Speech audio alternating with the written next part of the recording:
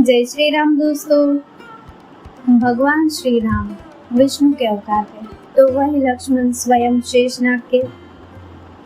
वे अपने बड़े भाई श्री राम की व्यथा को बिल्कुल भी नहीं देख सकते थे। यदि उन्हें जरा सा भी दुख पहुंचे तो वे किसी से भी लड़ जाते थे, चाहे वह स्वयं देवता हो या कहीं का राजा। भगवान श्री राम के दुख को देखकर और सुग्रीव के द्वारा उन्हें दिए वचन को भूल जाने के कारण लक्ष्मण को उस पर क्रोध आया।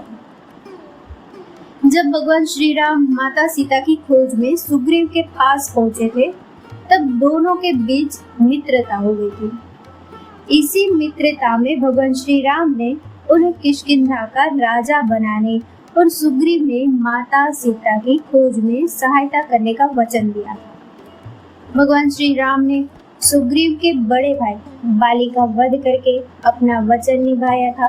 अब सुग्रीव किष्किंधा का राजा बन चुका था।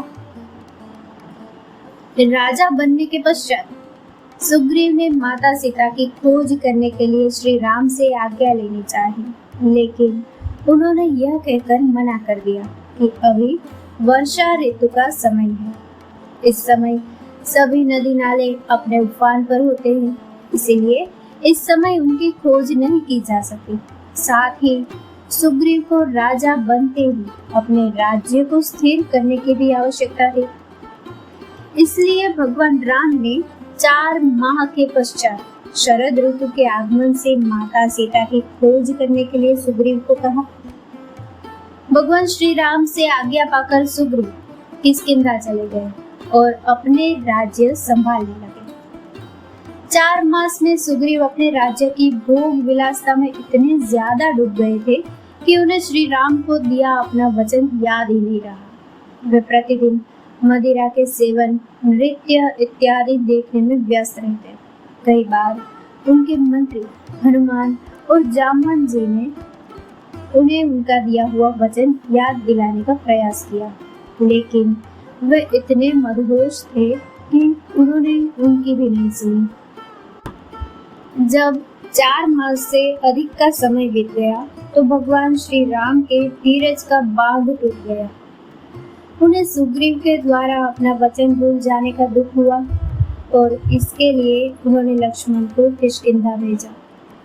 उन्होंने लक्ष्मण को सुग्रीव को उसका वचन याद दिलाने और श्री राम की पराक्रम बताने को भेजा।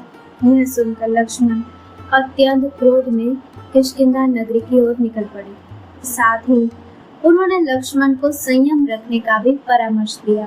वह केवल सुग्रीव को कठोरता से उसका वचन याद दिलाने को कहा। लक्ष्मण अत्यंत क्रोध में किष्किंधा की ओर निकल पड़े। उनके क्रोध से पूरी किष्किंधा नगरी थरथरा गई। स्वयं हनुमान और जामवन जी भी डर गए और उन्होंने बाली की पत्नी तारा से सहायता मांगी, क्योंकि लक्ष्मण एक स्त्री के ऊपर वार नहीं कर सकते थे। तारा ने जाकर लक्ष्मण का क्रोध थोड़ा शांत किया। तब तक हनुमान और जामवन ने सुग्रीव को सचेत किया। वह उन्हें सब स्थिति का ज्ञान करवाया। लक्ष्मण के क्रोध के बारे में सुनकर सुग्रीव अत्यंत भयभीत हो गए। वह लक्ष्मण के सामने जाकर क्षमा मांगी। सुग्रीव के क्षमा मांगने व उसी समय भगवान श्री राम से मिलकर माता सीता की खोज शुरू करने का सुनकर लक्ष्मण का क्रोध थोड़ा शांत हुआ। वह उन्होंने उसे क्षमा कर दिया।